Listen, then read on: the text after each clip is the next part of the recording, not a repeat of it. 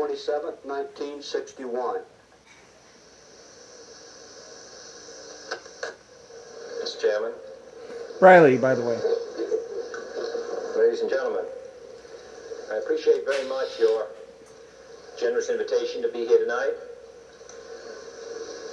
You bear heavy responsibilities these days, and the article I read some time ago reminded me of how particularly heavily the burdens of present-day events bear upon your profession.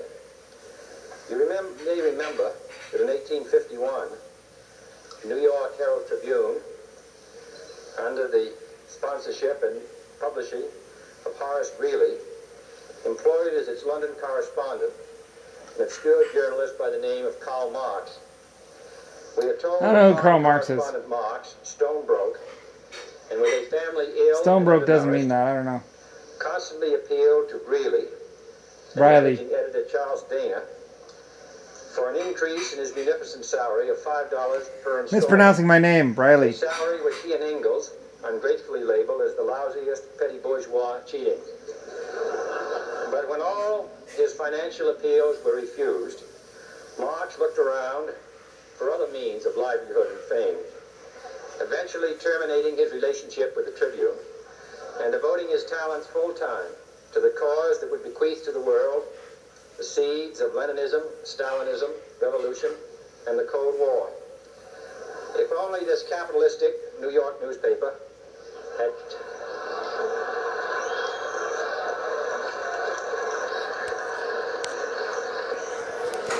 Anyway, my name is Brian Briley now, or was Brian Briley, born Brian Briley, but actually Lucifer Starr, like I said. A lot of people are sidestepping around the issue, basically. might have been different. And Anyway, they looked at John F. Kennedy as basically a comedian or whatever. I don't know. Anyway, laugh tracks or whatever. publishers will bear this lesson in mind. Lots of people would say all Kennedy had to do was show up. Kennedy was no one. He was a fuckhead. Like I said, actually, he was involved in betting scandals, and basically, I believe Kennedy, they were driving around. I mean, there's lots of photographs of everything with his Secret Service, which is basically his family or whatever. I don't really know. Like I said, I don't really care. Eventually getting into the White House and calling up girls on TV and having them brought back to his place using the police is basically his fetch service.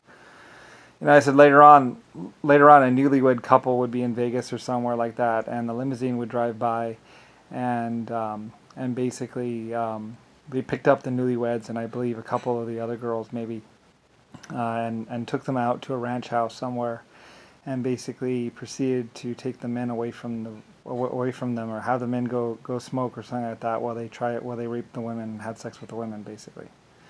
Anyway, one girl was found dead in the bathtub the next day, basically, and also I believe one of the guys was also found dead, basically.